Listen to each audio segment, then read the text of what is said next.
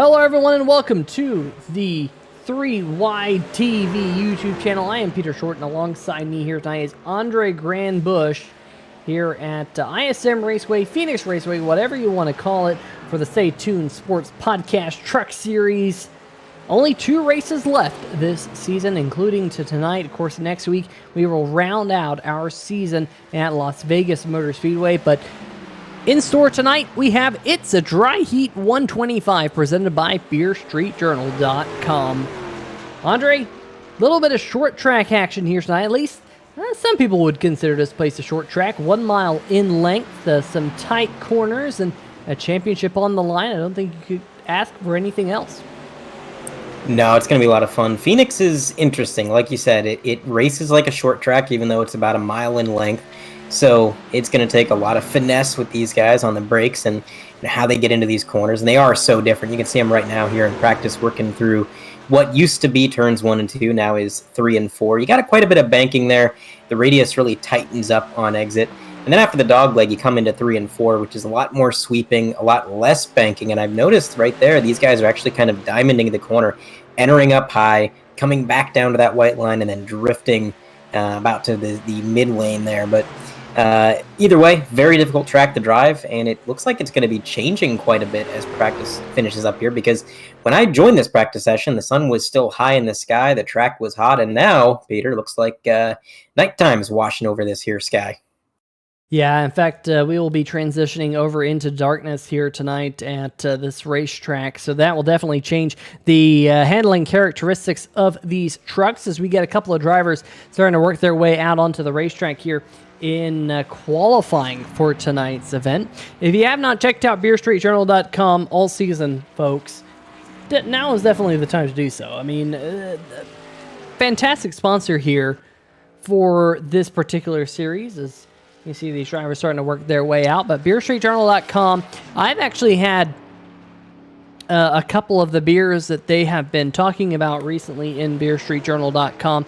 So definitely a place to go check out and get some reviews and feedback on some of the beers that are coming around. And it's definitely really cool to see Beer Street Journal sponsor us this season. And like I said, if you have not checked them out all season long, well, make sure you do so, because they are a series sponsor and they can make this league possible, and not only possible for the drivers, but possible here for you on 3Y TV. As you watch Vincent Valvano here getting a little bit squirrely out of turn number 2. And folks, please excuse me if I call turns 1 and 2 turns 3 and 4, or vice versa here tonight. Well, that's the way the racetrack used to be. You said it, Andre.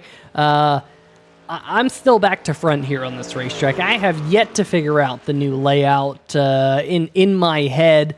I've actually never raced the new layout as Philip Scott works his way into the final corner or so, coming to the start-finish line here.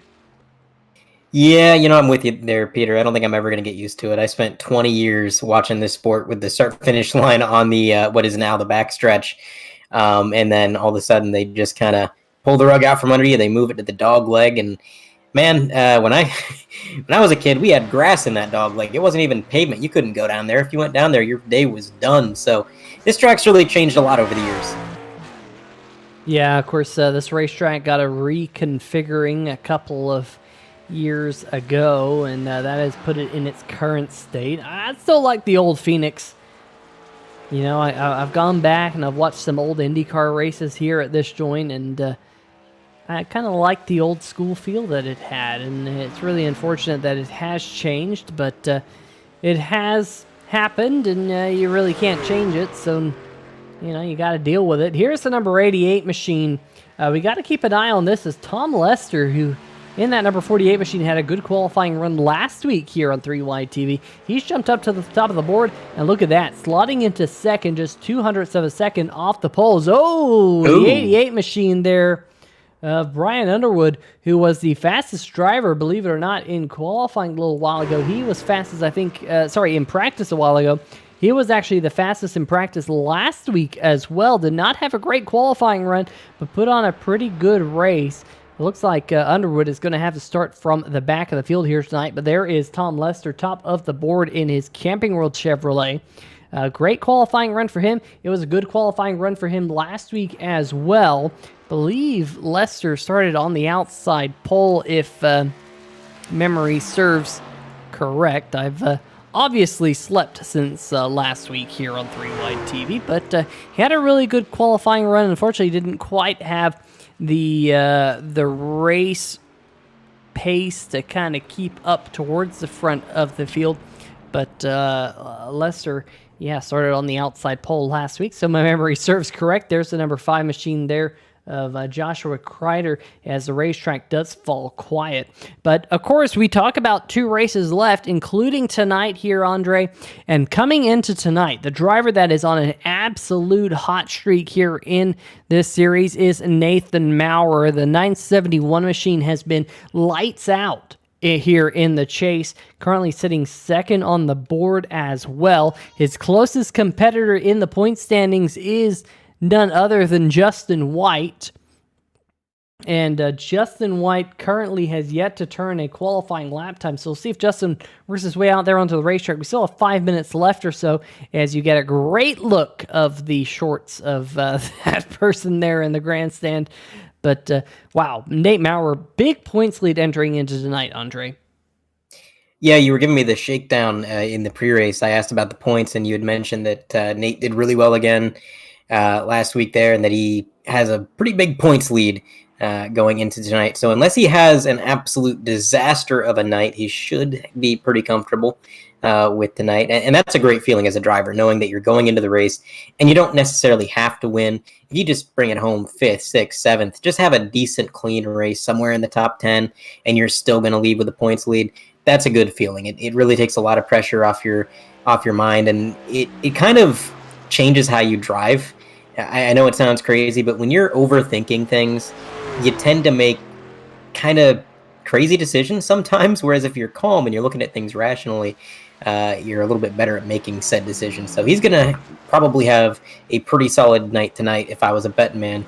But we'll see as the number 2, Justin White, working his way through 1 and 2. There we go. Got it right that time. Down the back straightaway. Let's see where this number 2 truck slots itself in on the first lap here. Looks like he's running the bottom on the first lap, maybe trying to get some heat in those tires, but it seems like the second lap they always migrate a little bit further up. And for the first lap, it is going to be a 27.28, so pretty much middle of the board there in 7th. Not bad. And to the bottom of 1 and 2, he's going to arc it out towards that outside wall, running a little bit lower, Peter, than a lot of the guys we've seen. So maybe just enjoying the stability that low line offers as he's going to round out of the corner here. Does he improve? Right up against the wall. Does not appear to improve. It's going to be 7th place so far for Justin White. Yeah, I think he might have picked up a couple of hundredths of a second, but not enough to claw his way up the scoring pylon here at Phoenix Raceway, ISM Raceway, whatever you want to call this track. I'll probably be referring to it as the Phoenix Raceway since that is its classical name. But I think the big question is that picture down there. The number 2 machine of Justin White, he's got his picture here that you see there on the broadcast. I think the big question, A, is that a kilt that he's wearing? B, if it is a kilt, what's under the kilt? I think that's the question everyone's wondering at home. Well, maybe it's not the question that people are wondering at home, but now it is. That might just be a you thing, Peter. I don't know. I mean, we might have to ask him. We might have to drag him up here into the broadcast. The problem is, we haven't had a lot of opportunity to drag people up here into the broadcast on 3 Wide TV because we haven't had a lot of cautions. We finally had 2 cautions last week at Kentucky, kind of late in the race, but not until we had 500 consecutive miles of green flag racing here in the National Sim Racing Association Stay Tuned Sports Podcast Truck Series. I mean, that is extremely impressive. Doesn't exactly bode well for having a lot of cautions here tonight, but like I mentioned earlier, some people consider this racetrack a short track. Andre, do you think we're going to see more caution flags here tonight than what we've seen over the past couple of weeks? That's an interesting question for this track specifically, because you're right, it does race like a short track. That being said, I can't confidently say, yeah, we're going to see some yellow flags, because number one, I mean, the guys in this league are just almost painfully good at what they do. I mean, you don't really see them making that many mistakes. We have not had very many cautions on this season, not just the last few races, but the entire season. We have had a staggering amount of green flag racing. They've done a great job. And also, Phoenix, being as wide as it is, as well as I do, the iRacing service kind of deems anybody spinning or wrecking not on the racing surface to not be a threat. So you could have 2 or 3 cars wrecking down in the dog leg, and as long as nobody gets too close to them, the game's going to say, nope, it's green flag, we're good to go. We've seen that at a few tracks this year, and Phoenix is prime for that. I mean, you can see right there in that shot, half of that paved area is racing surface, and the other half is apron, where you can pretty much do whatever you want, and the game's not going to think too much of it. Yeah, of course, caution flags coming at a premium over the last couple of weeks. I think we've had 3 caution flags over the last 3 races, so averaging 1 caution per race. In fact, we'll ask the 3-Wide TV chat here tonight, what do you think? Over and under on 1 caution flag here tonight. The house gets 1, so you have to go over, you have to go under. Let us know what you think. But qualifying just now wrapping up, just 12 seconds left. And how about that? The number 48 machine, Tom Lester, top of the board again, Andre. Tom hasn't had the best season here in the Stay Tuned Sports Podcast Truck Series, but here again, showing some qualifying might as he's going to be starting on the pole tonight. Yeah, not a bad effort at all. This might just be one of those tracks that clicks with him. I think every driver has that one track where even if they're not having a good season, once they go to that place that they really love and that they really enjoy, or maybe they're just really good at it for whatever reason, even if they don't like the track, every driver has that place, and that might just be Phoenix for Tom Lester. But let's go through the starting order, which we do now have official as we're at the grid. Tom Lester on pole, as discussed, alongside Nate Maurer, current points leader, starting P2, just 100th of a second off of pole.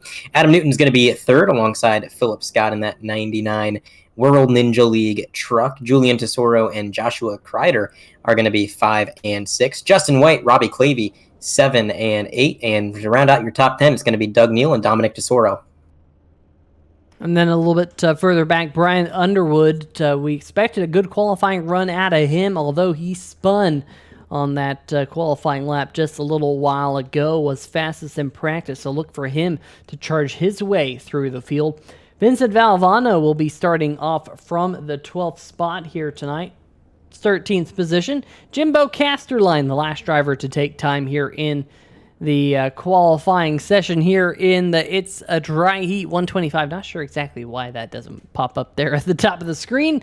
Good old bugs. Tristan Maher will be rolling off to the outside of Jimbo Casterline in 14th. Scott Tompkins, who's our out-of-race official, will not be starting in 15th, as he will be the eye in the sky here tonight. Doesn't get enough credit in that 888.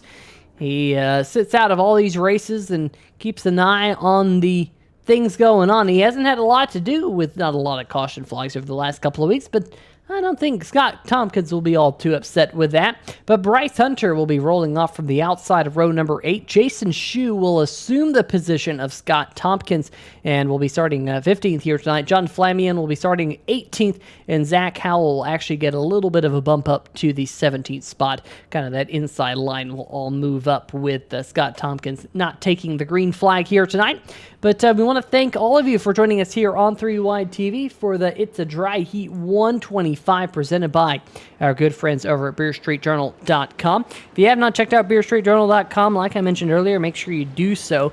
I was just looking before the drop of the green flag that, we kind of highlight their top story every week. Last week we highlighted the fact that Georgia Tech Athletics now has a official beer, but Wild Heaven and Boulier Bourbon has released a collaboration. So you want to check that out and you want to find out about it, go check out BeerStreetJournal.com. But Andre, the field coming to take the green flag here down the front stretch, led by the number 48 of Tom Lester. And that's where we've made another mistake, Peter. That's the back stretch. We are never going to get used to this. I'm never going to get used to this. I don't blame It just is what it is. They are going to come through 1 and 2. No, 3 and 4. Yes, 3 and 4. And they're going to take the green flag for the It's a Dry Heat 125. Man, oh man. Again, just never going to get used to it. They're fanning out almost 4 wide, and they're going to enter turn 1 3 wide for the lead. The 971 truck, Nate Maurer, saw that 3 wide. He said, nope, not this early. He backed out of it. And we do have a caution. Jimbo Casterline on the infield. Let's see if he maybe had some help. We're going to try and dial up a replay. And you can see coming out of the dog leg here, he's 3 wide for a moment. Down to 2 wide and just gets a little bit sideways. The 17's able to see what was happening.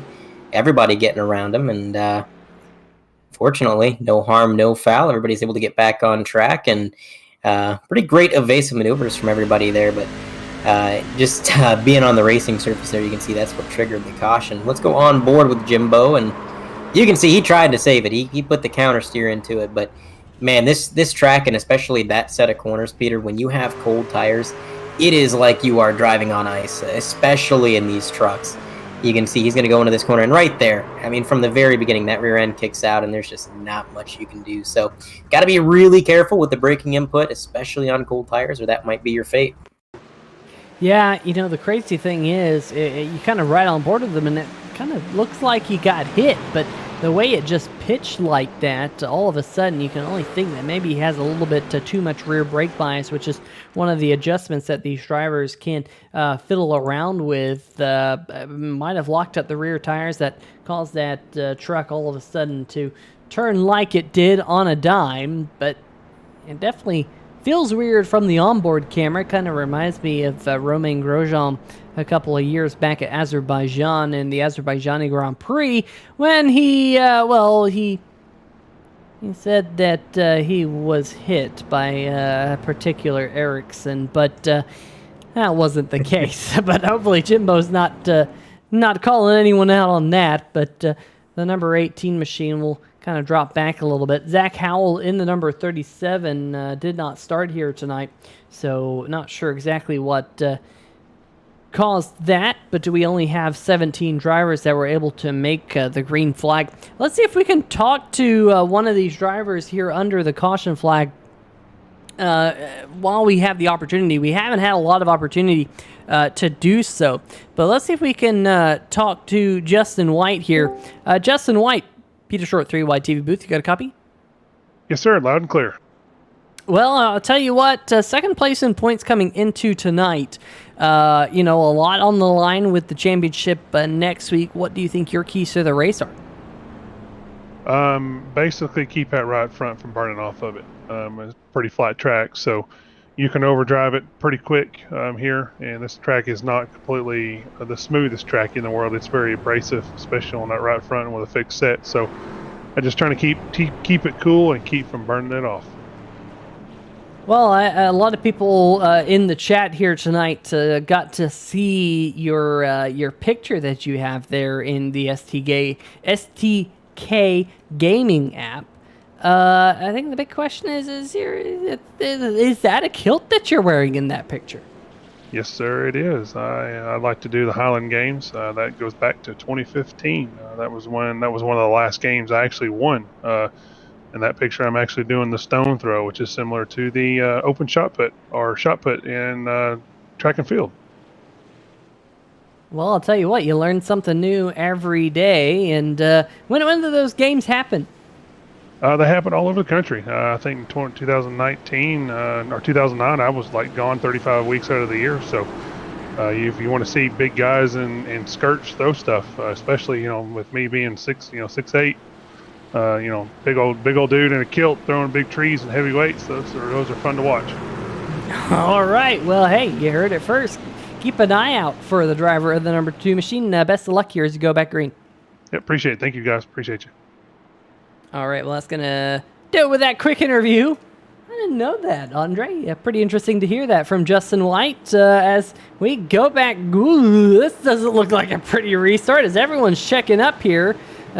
Still waiting on that green flag to come out. Yeah, it's appropriate. It's the Halloween season because that was a scary restart. Things got pretty backed up and a kind of accordion there, but everybody sorted themselves out. Now we're going to head into 1 and 2. Again, it looks like the 99 getting a little bit squirrely on the bottom. Had to let off the throttle just a bit to keep her in line. But man, oh man, Nate Maurer. I think that 48 was looking to maybe make it 3 wide if he had room. Luckily, Nate was able to close the door and take that opportunity. 48 really loving that high line early on. And down low, you got Philip Scott still trying to hold him off. The number 29 not too far up the road. And looks like the 99 is finally going to get clear, as I believe that's the number 30 truck is now going to make a move on Nate Maurer. Yeah, riding on board here with Julian Tesoro on the inside. Andre, I want to make mention that was an extremely aggressive exit off of turn number 4. Thank you, white paint there on the right-hand side of the screen to make sure I figure out where I am on this racetrack.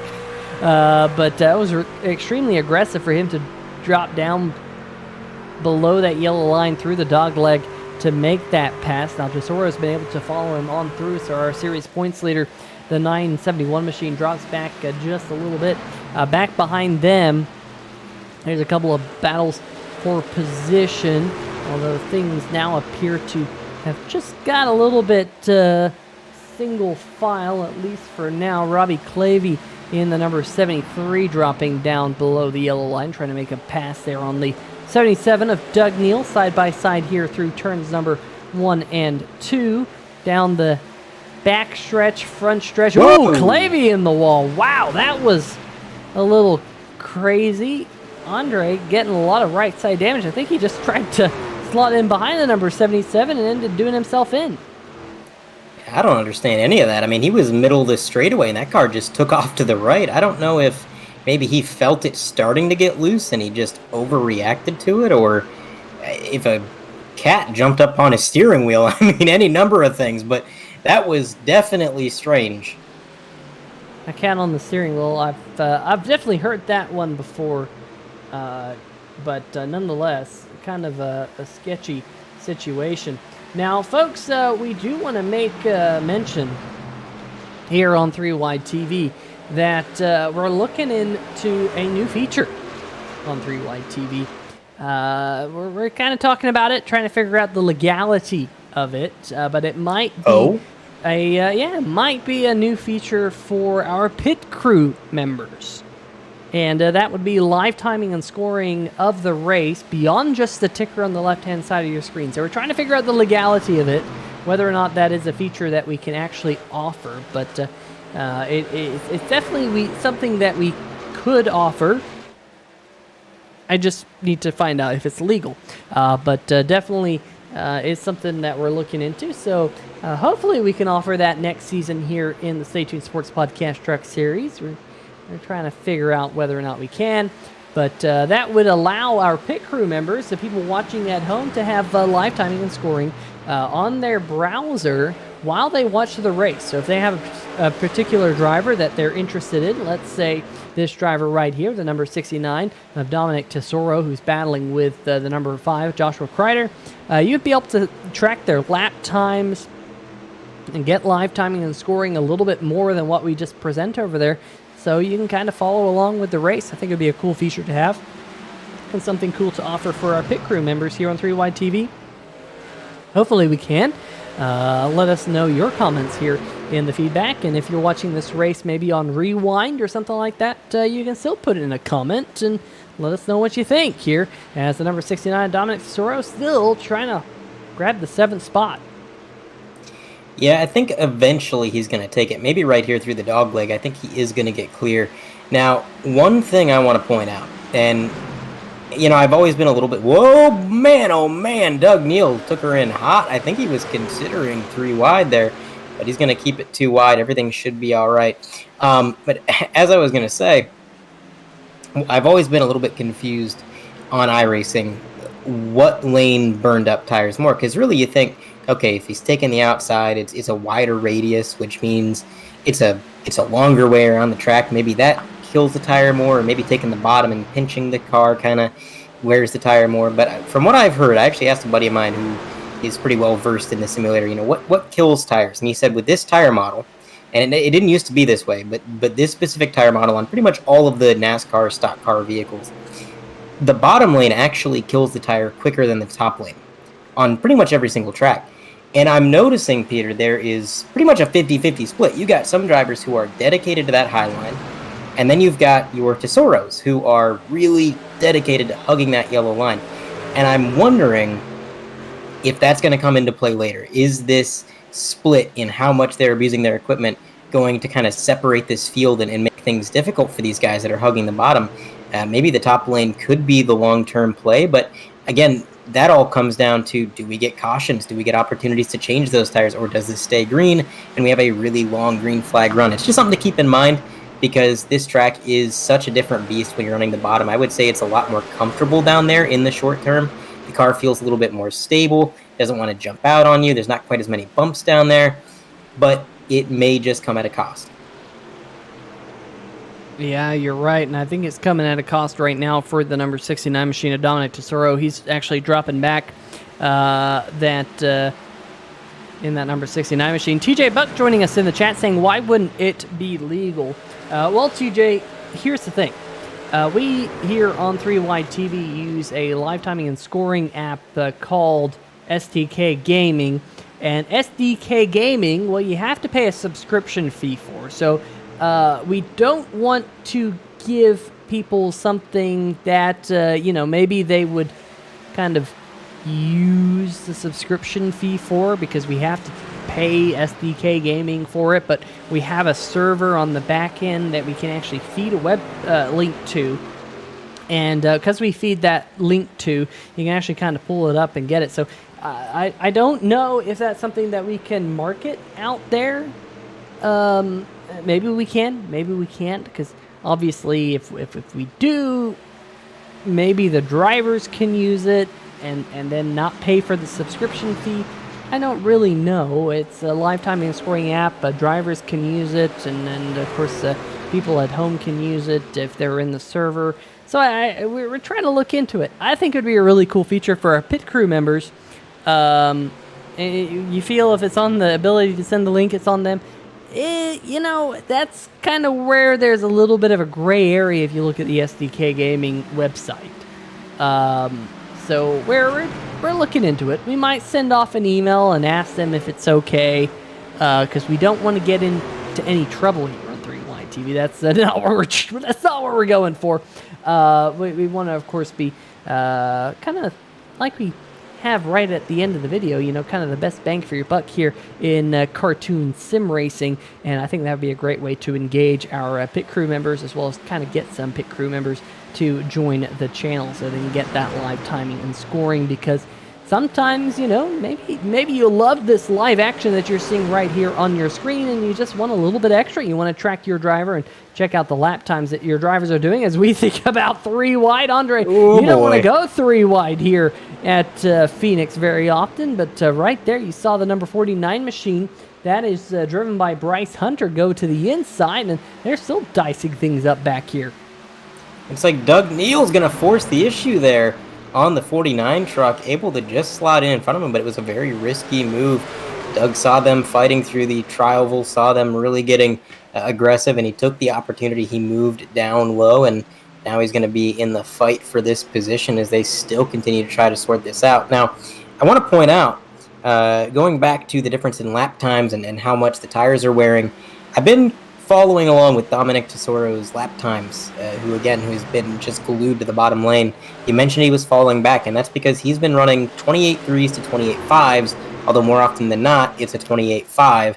And our leaders are still running 28.1s and 28.2s. And actually, just a few laps ago, the leaders were still in the 27 bracket. So, tenths of a second slower right now for Tesoro, as well as a few other drivers that have been on the bottom. I've been following along with their lap times, and they're falling off too. So it seems like if you want a long run truck, if you want to keep that speed, you've got to run the high line early on. But I can understand why these guys aren't necessarily doing that, because it is a scary line to run. There's less grip up there. You're closer to the wall, so if you make a mistake, it's going to be right there to get you. So, I don't know. Pros and cons. But this battle right here, Nate Maurer, Justin White.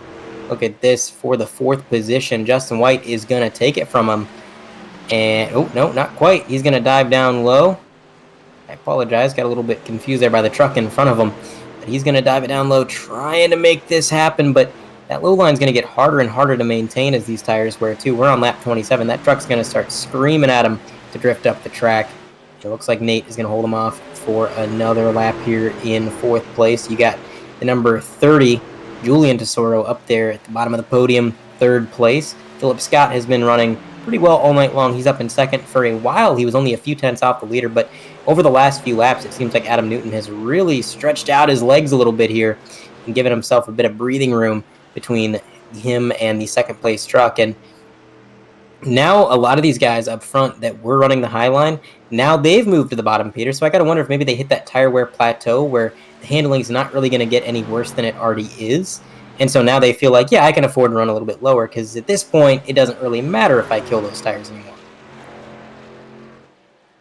Yeah, I'm just really impressed with the number 29 machine here of Adam Newton as he has scooted away from the field. We saw a really good run from him several weeks back at the Bristol Motor Speedway, which is, of course, a short track. And we mentioned that this racetrack races like a short track, but out to a 1.2 second lead on Philip Scott, who we all know is no slouch here on the channel. He's kind of had a little bit of a rough week. DNF'd last week, DNF'd on Monday night here on the channel in the Total Nonstop Racing League. So Philip Scott looking to bounce back here at this particular racetrack here tonight. So far doing all right there, sitting in 2nd. Nate Maurer has also been able to put the pass on the number 30 of Julian Tesoro. Now the number 2 of Justin White might be looking to make that move for position as well. As Andre, we close in on the quarter race distance here tonight. It's not a long race here, only 125 miles. It is one of the shorter races on the calendar. And with 17 drivers here tonight, the chances of cautions that we have seen over the past couple of weeks is very, very low. So we might just be in store for one of the quicker races of the year as, wow, the 971 and the 30 going way up to the top side of the racetrack. Like you were just mentioning there, Andre, trying to save some tires. Yeah, definitely could be. And I'm sure these drivers are probably pretty glad to have a weekend like this where the race is a little bit shorter. They've been racing these races every weekend pretty much all year. It's been a long season. A lot of these races have been pretty decently length. And, have a little bit of a shorter race here, not as taxing on the driver mentally or physically.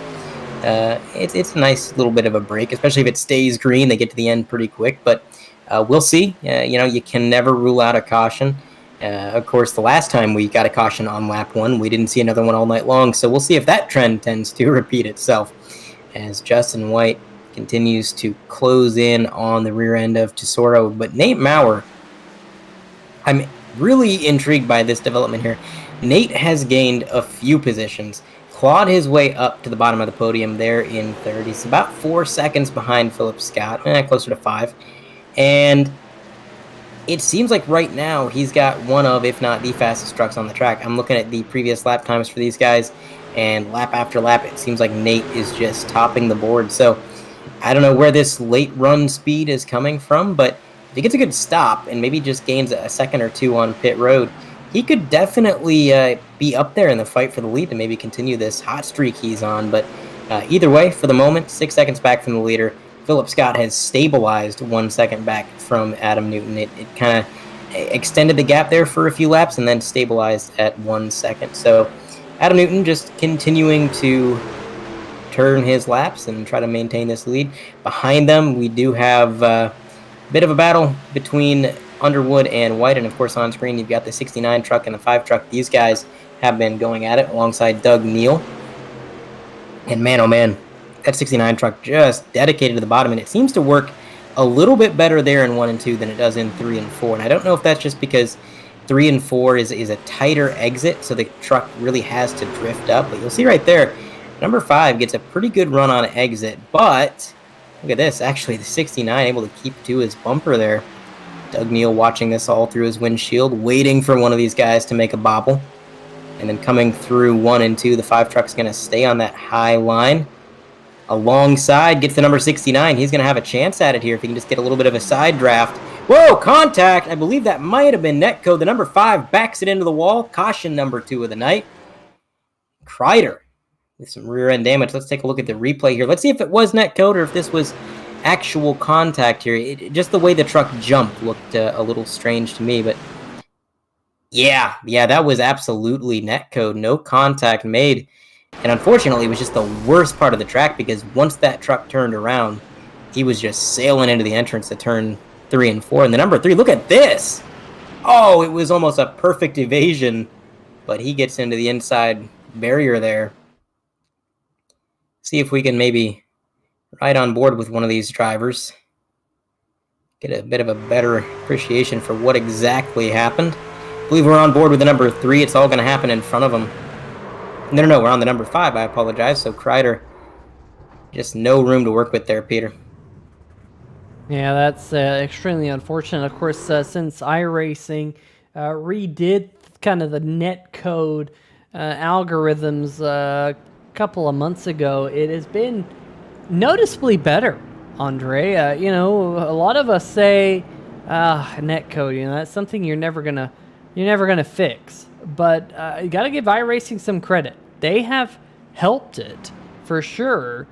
Over the last few months, we haven't seen as many cautions caused by that. And in fact, honestly, that could be one of the reasons why we haven't seen many cautions here in the Stay Tuned Sports Podcast Truck Series. So got to give credit to iRacing, although that one, I believe, does get credited to the good old netcode. And if you're not familiar with that term, that's when the internet and kind of desyncing of packets of data going to the iRacing.com server, kind of fictitiously instigate contact between two drivers. And it's always been a little bit of a struggle, but as we all know, there's a little bit of buffering that happens every once in a while in our internet connections. Doesn't matter how fast your connection is. It always comes around at some point, and that little bit of buffering can sometimes bite you in the butt here in the iRacing.com simulator with our good friend Netcode. But luckily, it has been better, but bringing out the second caution flag of the night. Unfortunately, Joshua Kreider extended stay on pit road to get that damage fixed. I believe the number 73, we haven't been able to play this graphic all too often recently, but the number 73 machine, Robbie Clavey, is our Brookstone Animal Hospital Lucky Dog Award winner under caution flag number 2 here tonight. I was just about to mention how spread out the field had gotten there under that green flag run, Andre. That's why I had that graphic up in the bottom right-hand corner of your screen. But, of course, kind of a new lease on life for a lot of the field as the field will bunch back up behind that iRacing.com pace truck. Now, Peter, maybe you can figure this one out. When we had that pit sequence, Nate Maurer had a 9-second stop compared to everybody else in the 14 and 15s. And I thought maybe he took 2 tires, and he did jump up to the lead as far as timing and scoring was concerned. The very next lap, he came back down pit road, where he remained. And if I look, okay, yeah, he is out of the pits now. But he had a 14-second stop. So a 9-second stop and a 14-second stop. Did he maybe get a penalty on that first one? I don't know the answer to that, honestly. I just wonder if maybe he forgot to select tires, but second time down, definitely a longer pit stop for Maurer. I just don't know what that was all about. We'll see how he's able to overcome that. Still in the lead lap, down in the 12th position. Needs a decent night to go into next week with the points lead. I think I did the math. I think he needs to finish about 14th position or above to remain the points leader going into next week at Vegas for the season finale. So he's currently above that. That's the good news. Bad news is he would be bleeding quite a few points to some of these other drivers around him as Adam Newton gets us back to green flag as we work lap number 43 here at Phoenix Raceway, ISM Raceway, whatever the heck you want to call it, as they head off towards turn number 1. Newton out front by about 0.4 of a second over Philip Scott. I will say one good thing about paving that dog leg is you get some pretty crazy restarts. Incident in the back, 48, pole sitter, Tom Lester. He collects Justin White in the number 2 truck, the 73 as well. Looks like the 49 truck, the number 3, Vinny Valvano putting it in reverse, getting to the bottom of the track. This is half the field in this pileup. Take a look at a replay, try to see exactly what this was. I mean, just a parking lot on the backstretch. I think we're following along with Nate Maurer and Vinny Valvano. The number 5 truck involved in the first incident. It looks like it started with the 49 and the 48. Didn't quite catch it. It was top of the screen, just out of frame. So we'll take a closer look at it. Here's the 49 Napa machine. Does he just get a little bit loose? No. The 48 gets loose all on his own. Coming in 1 and 2. Again, I'll never get used to this track. And unfortunately, it gets loose in the worst possible place. I mean, there's nowhere for anybody to go here. Tesoro with the closest of close shaves. This dude should be sponsored by Gillette because, my goodness, what a close shave that was. We're going to ride on board here with Tesoro. Watch this maneuver. What a move. That was a good move. Unfortunately for Justin White, though, who comes into tonight up there in the point standings in the number 2 machine, he will have to come down pit road here under this caution flag to get some of this damage fixed. There you see Tom Lester getting loose right there in the middle of 1 and 2. And, man, Andre, that's a pretty hard hit for the Grinds Coffee Pouches number 2 machine right there out of turn number 2. Kind of right at the wrong spot as well, right where the racetrack kind of narrows up there. Let's see if we can see what happened maybe a little bit further back. Here's Robbie Clavey working his way through this accident to Jason Shue right in front of him. Oh, he gets, man, I don't know if he got on the brake there until very late, but the racetrack, as you can see, was pretty much entirely blocked. Yeah, sometimes as a driver, even though it's not the ideal move, you see a wreck happening and your first instinct is, I want to get around this as quickly as possible. So you keep your foot in it. But in reality, what you probably should have done was slowed down and been able to avoid it that way. But very rarely does keeping your foot in it actually work. I mean, we're not cold trickle out here. We're not through it, Harry. I love that because I was thinking the same thing. I was like, oh yeah, it's not always Days of Thunder, is it, out there on the racetrack? Sometimes you have to use that middle pedal. They call that the brake pedal here with these cars. Sometimes you got to use that particular pedal and slow down for the accident. But hey, I'll tell you what, it looks pretty thrilling when you bust through it at full throttle. But let's see if under this caution flag, let's see if we can get a quick word with one of these drivers, Andre. Just looking who we can pull into the 3Y TV booth. Andre, let's see if we got Julian Tesoro here. Take it away. Julian Tesoro, you got a copy? Yo. What's up, man? Well, Julian, you are currently sitting at 3rd in the grid. You've had a pretty solid run working your way up through the field, and just seems like the truck's handling pretty good up there. How's it from your perspective? Pretty good. This track is pretty challenging, man, honestly. I've never been here before, so it's definitely, I'm learning as I go, but this is a pretty fun track. I enjoy it. I tend to like shorter tracks like this. But we're going to try, man. Absolutely. Now, before we go back green, I got to ask you, you had a close call on that last incident there, just barely escaping. How'd you do it? I believe you're referring to Dominic. Oh, Dominic, yes, in the 69 truck. He got it. Hey, I'm sorry, I apologize. No, you're all good, man. A little bit turned around, but hey, you're going to be going green pretty soon here. Good luck with the rest of the race, man.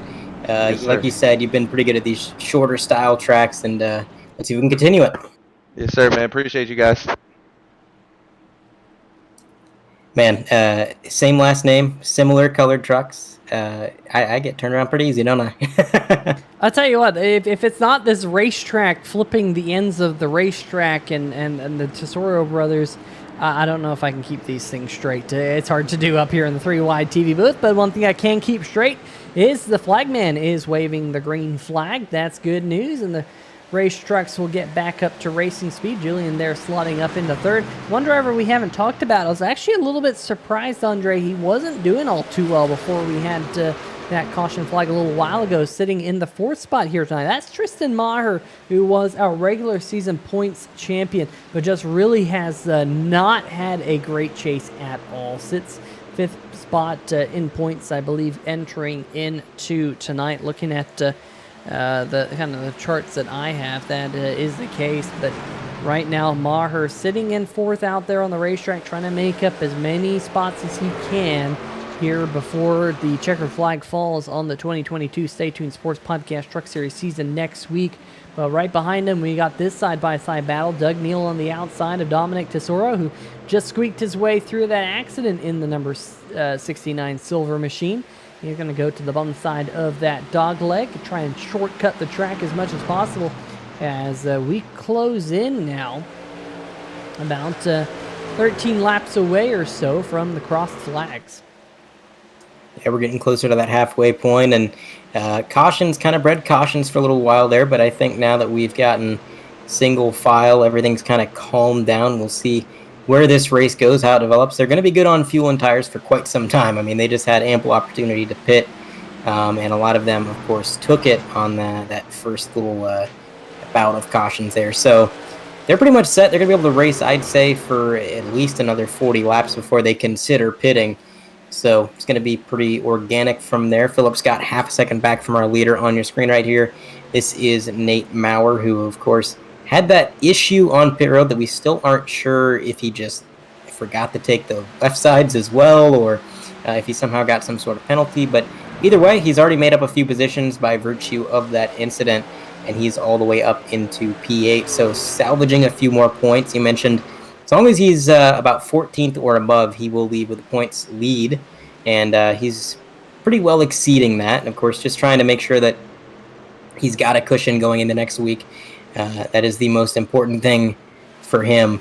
Just make sure you've got that cushion. But ahead of him, it looks like things might be getting a little bit dicey. I'm looking at the timing and scoring. We got a few trucks pretty close together here. And, behind him as well. Right now, he's kind of off in his own little world. And here's Doug Neal battling with Tristan Maher. You mentioned Tristan's unfortunate chase efforts here, and he was so good in the regular season, and just getting into the outside wall a little bit there. That's going to give the position to Doug Neal and Dominic Tesoro. Possibly, no, Tesoro's going to stay behind. But it is strange. I got to wonder what changed with that 17 team, because we know Tristan Maher is a very talented driver. He knows exactly what it takes to get to victory lane, and it just seems like the last half of the season, and especially once we got into the chase, things just started to unravel. And of course, you do not want things to go bad in the chase. That's when everything kind of matters a little bit more, and it's just been really weird to see, and I can't quite figure it out.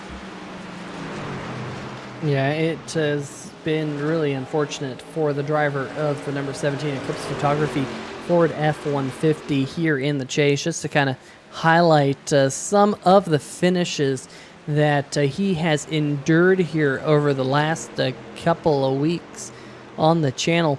Last week out at Kentucky Speedway, that number 17 didn't finish last. That's the good news. But he finished second to last. He finished 19th at Kentucky.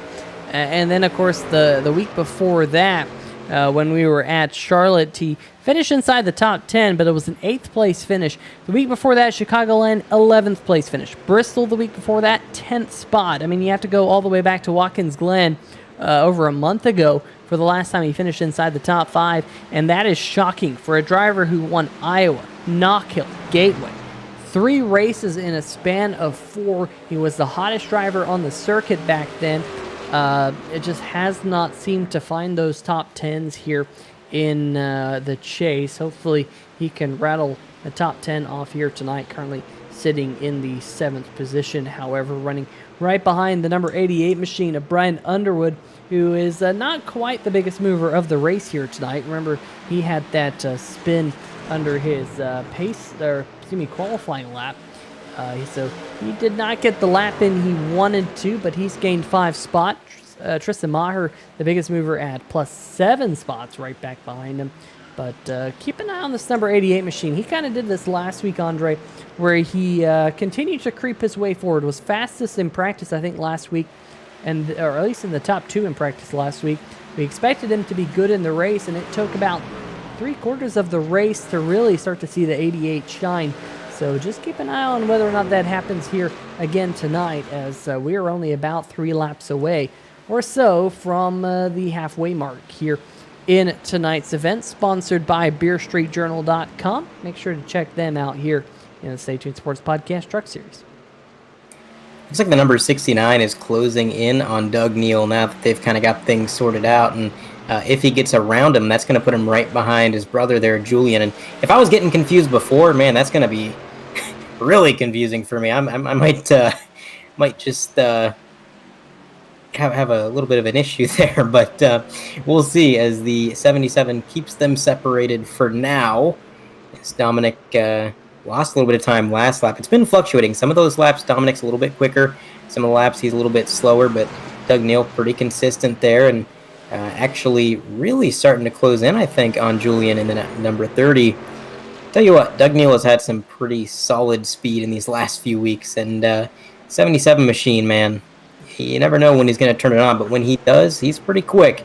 And it looks like he is hunting for a podium here tonight as he's going to dive it down low on the dog leg. Now, some people may wonder at home, how much time is cutting that dog leg worth? Well, it depends on how much you cut it, but if you go all the way down to the bottom, as far as you can take it, it's about 0.2, give or take, per lap.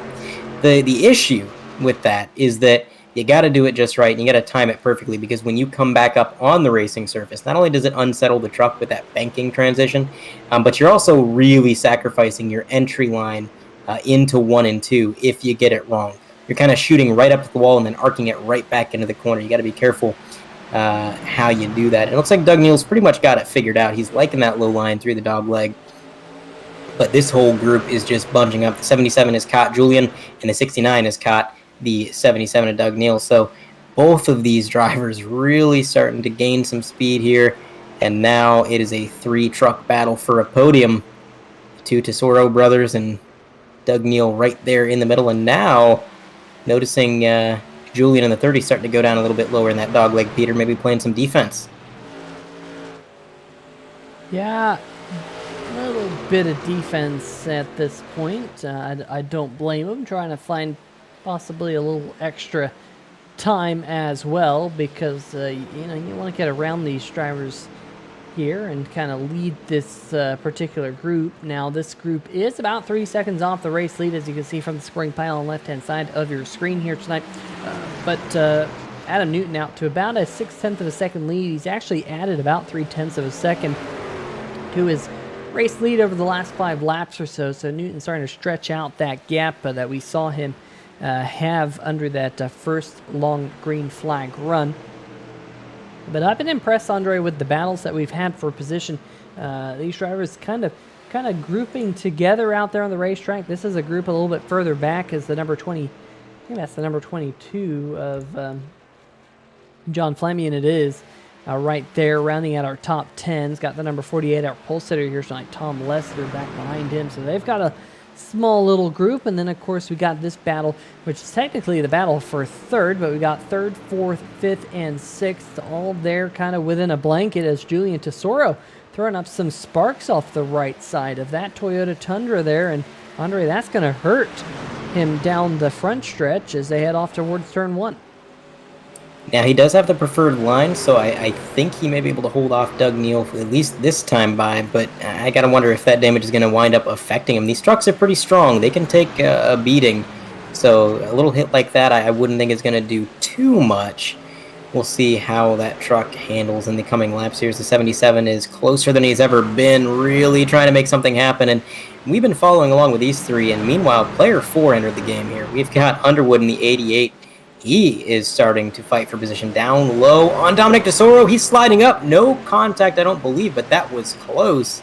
You mentioned the kind of MO for this 88 is just to get faster and faster, and it seems like that's what he's doing tonight, but he's got to be a little bit more careful with these overtakes. This is one of those tracks that the truck is going to want to naturally arc up to the wall on exit. And if you're not ready for it, if there's a truck in your way, well, there's really only one thing that's going to happen there. So you got to be careful. You got to pre-plan it. And you're right, Peter. We've had some really good battles for position. You mentioned that just a minute ago.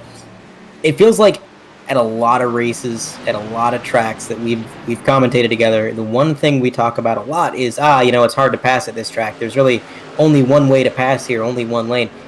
This has not been that way. I don't think we've said it's been hard to pass all night long, because it hasn't. I mean, look at this, the number 77 down low. He set it up in the dog leg, and now he's going to make a move as the 88 just barely scrapes the wall there, like Julian did before him.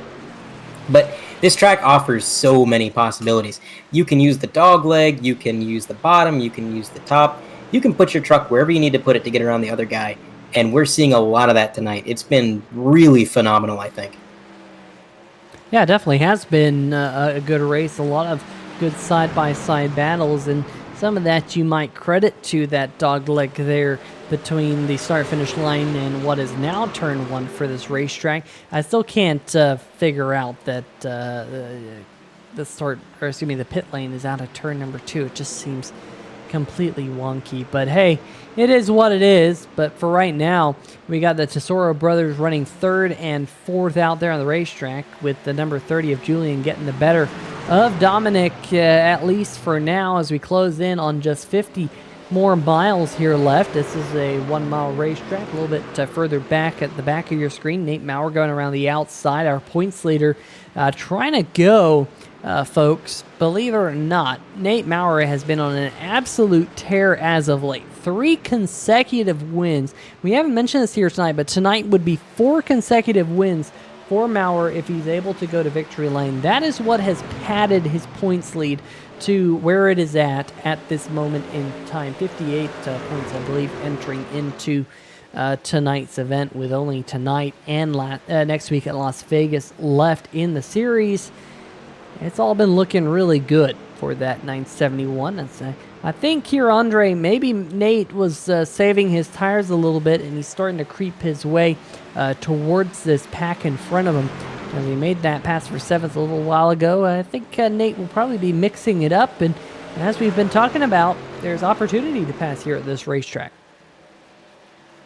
Absolutely. Looks like the 88 is going to take it down pit road, probably as a result of some of that damage he got. Now, we're on lap 75 out of 125, and yellow flag flies as he is working his way down pit road. That'll be the 4th caution on the night.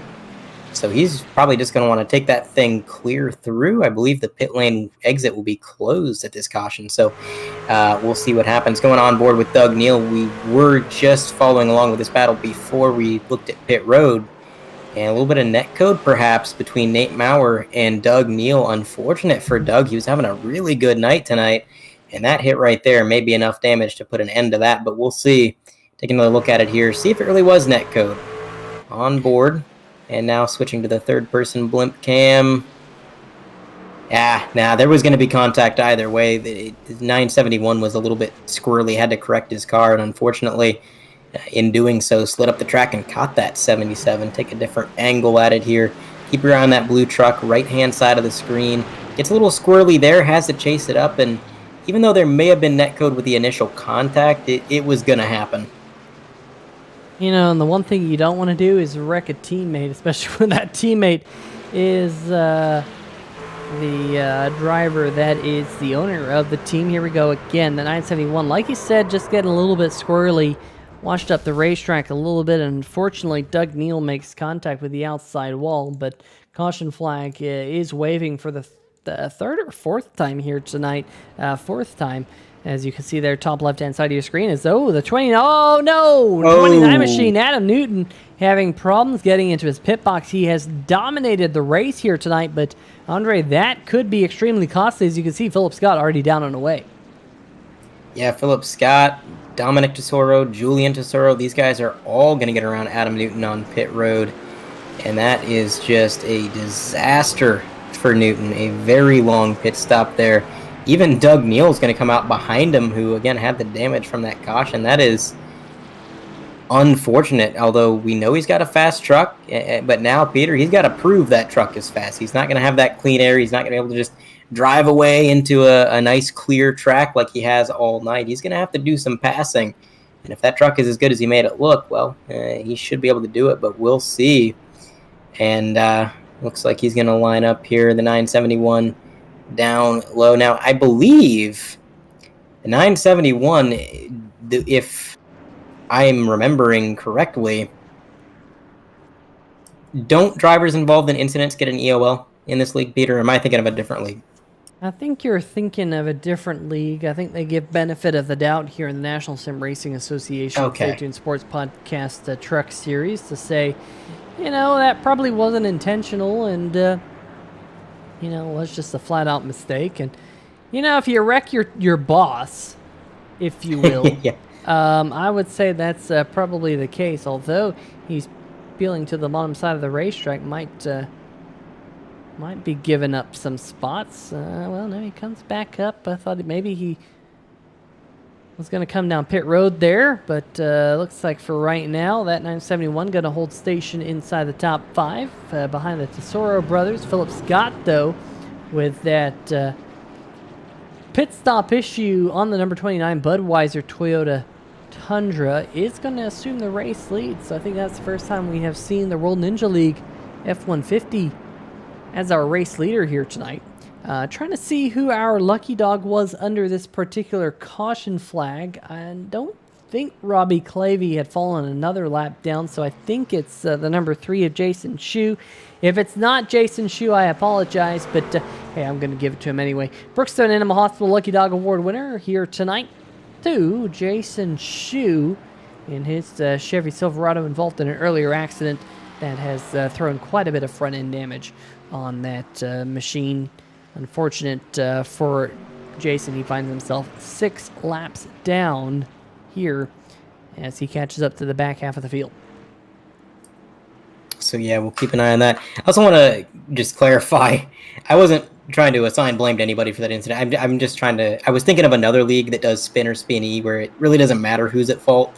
It's just some leagues do it where if you're involved, you get sent to the back regardless of whose fault it was. But that is not the way things are done here, as you said. So it looks like the 971 is going to have a decent starting position back there in 9th. And Philip Scott is going to have a pretty good start there, getting out and away. Seems like the 99 has kind of struggled on some of these restarts, but as the control car, having that advantage, he's able to get out to about 2 truck lengths. And behind him, a huge spin from the 17. Can he get down low? Yes, he can. Driver's scrambling to get around him. I believe everybody missed him. He's going to be able to keep it off the wall. Take a look at a replay here. Get a closer look at what we just saw at the top of our screens.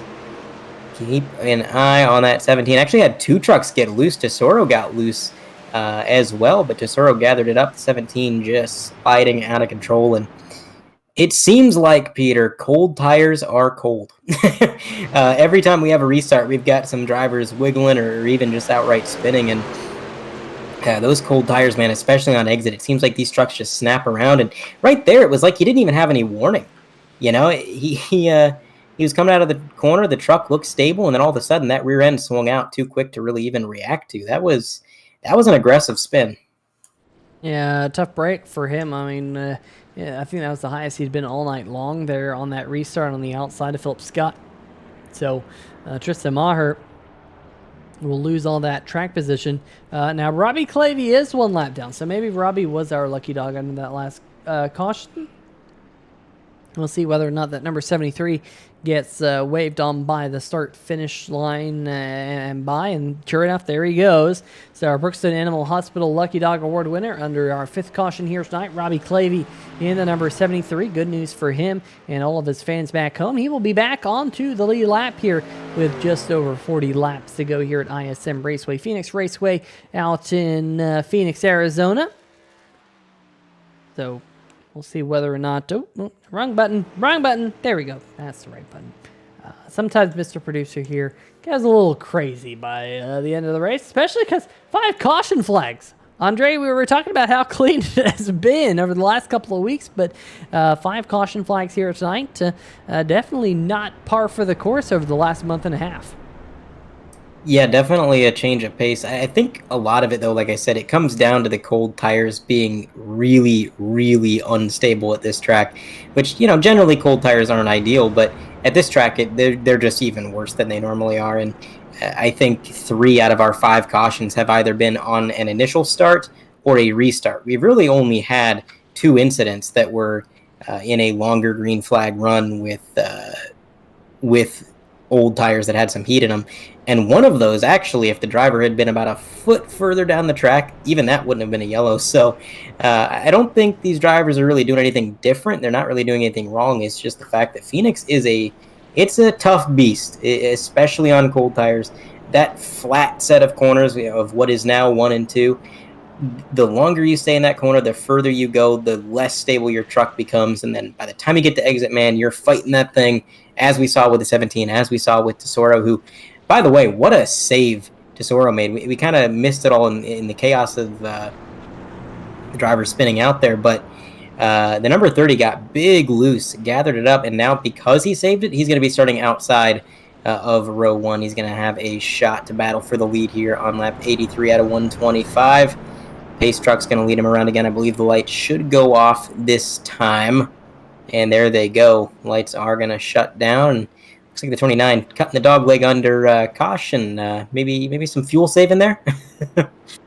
Well, you have to think back to the start of the race when the number 29 machine drops below that apron almost immediately when the green flag came out, was actually able to take the race lead away from our pole sitter Tom Lester before I think they even got to turn number 1. So I think if you're the number 29 machine of Adam Newton, you're kind of going through your head, what am I going to do on this restart? Kind of play it through. Am I going to drop down there below that yellow line? You see a little bit of blinking there out of Tom Lester. He kind of warped out. He's back now. But maybe that's what the 29's just thinking about. What am I going to do on this restart? How am I going to execute? Because we saw him get the race lead, pick up 2 spots right there from the get-go. I think he even led lap number 1, and he's, of course, led the most laps here tonight. But he's been shuffled back with a pit road mishap as the green flag waves once again. Philip Scott out front. There you go. There goes the 29 machine. He's dropping all the way down below the yellow line. Let's see exactly what that number 29 machine's doing right there. He's going to take it 3 wide off towards turn number 1. He's picked up 1 spot already, Andre. Got the spot, I think, from Doug Neal as the Tesoro brothers side by side right in front of him. Yeah, the Tesoro brothers really putting up a fight here. The 29, I'm surprised at how, 29, Adam Newton gets a little bit loose as we have Tom Lester blinking behind them, but I'm surprised that the 29 wasn't able to make a challenge for either of those positions in front of him, because he did get right up alongside him, and then on corner entry, he just had to lift so much to keep it down low on those cold tires. He was unable to maintain it. Now he's got some heat in the tires, so let's see if this bottom lane works a little differently. No! Sideways into the inside wall, and I believe, oh my goodness, trucks flying through the air. Huge hit to that number 29. I believe it was the 73 of Clavey making that hard impact and flying through the air on the backstretch here. Let's get a look at this one. So again, Peter, the exit of turn 1 and 2 has struck. And look at that, up into the outside wall. The 29 got to be done for the night. I mean, a hard hit to the inside, then a hard hit from another truck. This is following along with the number 22. So it was not Clavey, I'm sorry, it was the number 22 truck who is going to make that contact. There's Clavey right there. He's just going to slow down, weave his way around it. The 17 also involved the number 3 nosing into the outside wall. I saw a little bit of white smoke there when he hit the wall, so that may be engine damage. Let's go on board with the 29, Adam Newton, just getting a little bit loose, and then there's the impact from the 22. Man, oh man. Seems like that's the trouble spot, Peter, the exit of turn 2 every time. Yeah, it has been a struggle here tonight for several of these drivers. Here's the number 3 machine of Jason Shu, kind of in the back of the pack. He just locked up the rear brakes, trying to avoid the accident, and spun down into the inside wall. Tough break for him, as I think he was in our Brookstone Animal Hospital Lucky Dog Award position.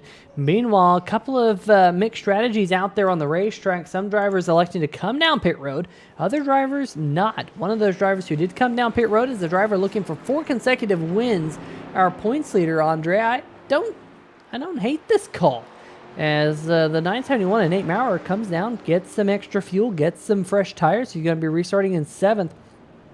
He hasn't really had the pace to win here tonight, at least on outright pace, but trying to do something a little bit different, and maybe that will work out to his advantage.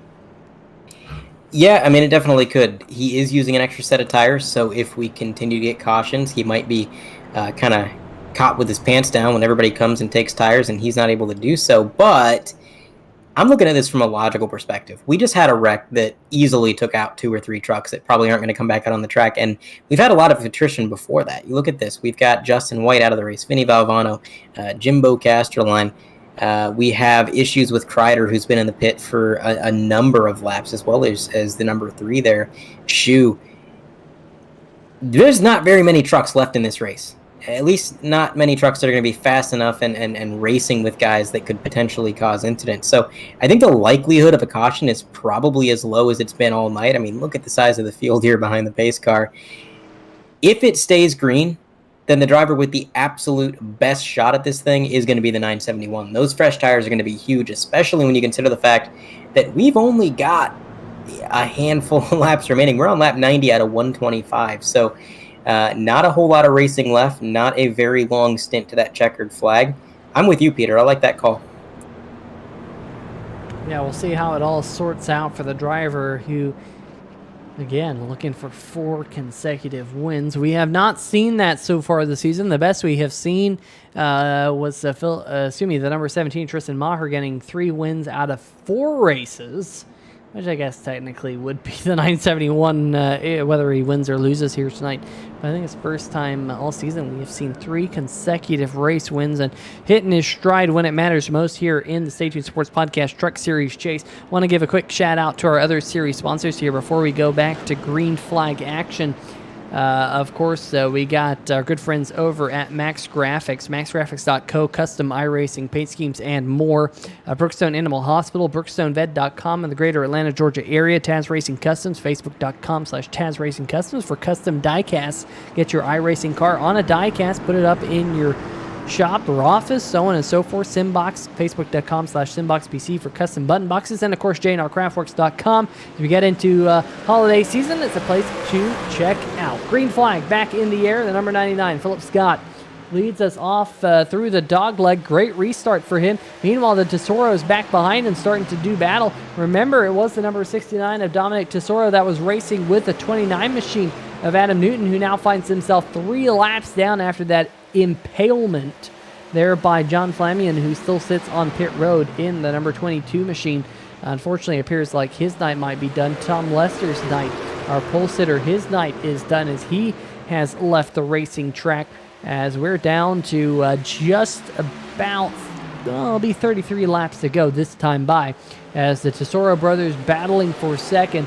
Now I think all eyes are on Philip Scott, Andre. He has been probably, yeah, that was close there out of turn number 2 as the Tesoro brothers almost collided, but Philip Scott out front. He's been the second fastest all night. He's starting to scoot away as I think he's enjoying this hard battling back here between the brothers.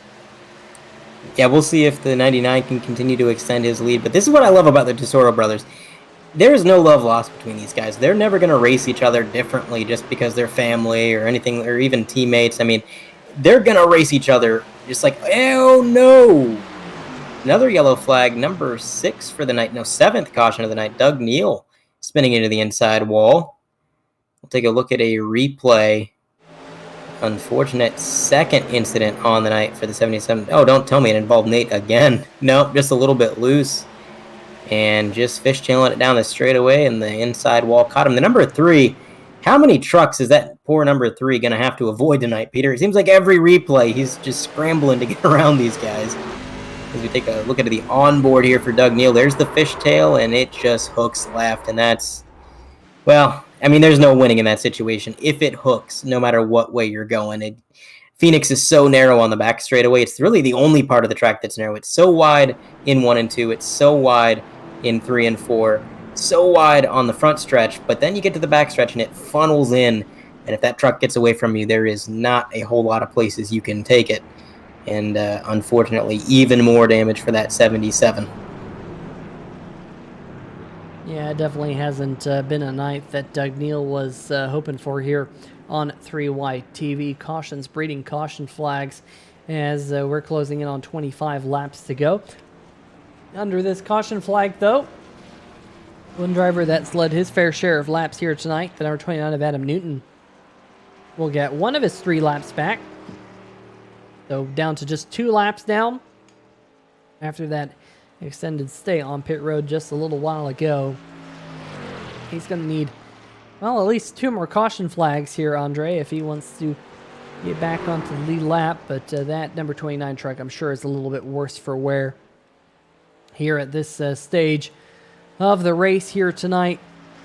Definitely what could have been. But turn number 2, again under this caution, being Calamity Corner. It definitely seems like turn 2 is a trouble spot here tonight. And you have to think that that part of the racetrack races much different than pretty much any other part of this particular racetrack. It's so flat, and the racetrack narrows up there, kind of up off that corner, and that's probably leading to these caution flags. Well, and I'll tell you this too, the nighttime and the cool temps are probably contributing to these spins, and usually it'd be the opposite. You think, oh, cool track, the car's going to have more grip, it's going to get through the corner easier, and normally you'd be right. But a friend of mine pointed out a quirk in the truck tire model specifically, where the cooler the track is, the looser the car feels, because what happens is the front tires have so much grip that every single little input is basically swinging the rear end around with kind of exaggerated force that isn't necessarily realistic. And so when the track gets cool, the front tires have a ton of domain over the handling of your truck and its direction. So when you're coming out of turn 2, I guess it would be now, and you've got that wheel cranked to the left, and you start to release that steering input, and you start to kind of straighten it out, that's when the geometry and the weight of the truck starts to shift, and you're going to feel it become really, really unstable. It's a weird quirk with this tire model. The cooler track temps make that rear end swing around a bunch, but that is what we've seen a lot of tonight. I mean, really, the way these trucks are handling it, you'd think it was 120 degrees in the air and 150 on the track. But really, if I look at the current sim data, it's only 72 degrees on the track. You would never think that, judging by the handling. Yeah, in fact, pulling up those current temperatures there on the right-hand side of your screen, you can actually see that that track temperature is 72 degrees right there at the bottom. Ambient temperature is 70, so a little bit of extra friction heating up the racetrack here tonight to kind of give it that 72 degrees Fahrenheit. But we're about to go back green, a little bit extra friction in the racetrack and a little bit more action out there on the racetrack. I think Elvis put it, a little bit less conversation, a little bit more action, please, as Philip Scott gets us back to the green flag. The number 17 Tristan Maher, who has been storming back up through the field here, Andre, has not pitted under this caution, but pitted on lap number 87. He actually has about 11 lap fresher tires than the number 99 of Philip Scott. In fact, a couple of these drivers right behind Philip have fresher tires. Underwood there. Oh, no. Problems in the 88 machine, hard in the outside wall. That's going to pull the number 30 of Julian Tesoro up into the 3rd position as we're closing in on just the 25 lap to go mark here in 2 laps. It's going to be a pretty good battle for the lead here. The number 17 taking that high line. He is right at the tailgate of the 99. Coming out of the corner here, he's going to get a bit of a run. You see the 99 doing that wiggle out of turn 2. He's able to keep it straight, but again, everybody out here is just struggling in that corner so much. Taking it about half a lane lower through 3 and 4. Through the dog leg, he is going to continue to fall back a little way. So Philip Scott able to extend the lead that time by about 0.3 of a second. You got Julian Tesoro in the number 30 back in 3rd. He's 0.9 seconds back. Hunter in the 49. There's an interesting position. The 49, who's been involved in a couple incidents so far tonight, really none of his own making, is somehow back up to 4th. He has really benefited of the misfortunes of everybody else getting up inside the top 5. The 88, after getting into that outside wall, is going to position himself in the 5th position. Dominic Tesoro must have got kind of caught up in the action back there. He's all the way back in 6th. Nate Maurer is in 7th, so also not having a fantastic run on this restart, at least yet. You mentioned he's going for 4 in a row. In real-life NASCAR, in the Cup Series, there is only 4 drivers who have ever gotten 4 wins in a row as far as the modern era is concerned. 8 drivers who have done it. Cale Yarborough, Darrell Waltrip, Dale Earnhardt, Harry Gant, Bill Elliott, Mark Martin, Jeff Gordon, and most recently, Jimmy Johnson. So, hey, if by some chance Nate Maurer is able to pull this off, if he gets maybe a fortunate caution and is able to make some passes, I'd say he's putting his name on a list with a few greats here. Yeah, 4 in a row is hard to do, not only in real life, but hard to do here in the Station Sports Podcast Truck Series. That is for sure. Of course, we run fixed setups here in this series as well, which, of course, leads to a higher level of competition. And what does a fixed setup mean? Well, that means every truck out there on the racetrack has the same setup. It is down to driver skill and really just managing your brake bias. That's the only opportunity these drivers have to adjust the handling of these trucks, is that brake bias knob. But even that's limited. You can't go full swing. You can only go a couple of clicks this way or that way to adjust the handling. And I have to say, 4 in a row is very difficult, but at least for right now, Nate Maurer, he would have to gain 6 spots in the final 22 laps, as Philip Scott continuing to lead the way here. Tristan Maher in second, then Julian Tesoro, and then in fourth, that number 49 machine, Bryce Hunter, Dominic Tesoro in fifth, Brian Underwood in sixth, Nate Maurer in seventh. We're watching this battle from third all the way back through seventh right here on your screen. You're not missing a whole lot up at the front of the field, although Tristan Maher is not letting Philip get away up in the lead. Meanwhile, here comes Dominic Tesoro to the inside of Bryce Hunter. This would be the battle for fourth spot right now. As Andre, we've seen the Tesoro brothers have a really good showing around this place. Currently running third and fifth, trying to make that third and fourth here. They do have fresher tires than Philip Scott, at least Dominic does. Julian last on pit road on lap number 76, same as Philip Scott. Just wonder if the fresher tires will start to come into play before the checkered flag falls. Oh, I think they definitely will. And this battle right here, man, oh man, I think he finally got it. He was able to get clear of the 49, and that's going to put him up into fourth right behind his brother Julian. And now they're going to take command of third and fourth, but Maher in the 17 still trailing our current leader, Philip Scott, not by much. Again, just a few tenths of a second. Here's the thing, there's not much racing left. We're on 18 to go as the leader crossed the line last time by.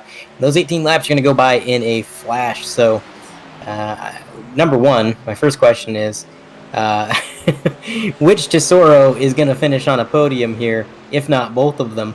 They're fighting for a top 3 position here, and I already kind of established they're not going to race each other differently just because they're brothers. They're going to battle for it, and this is going to be fun to keep an eye on.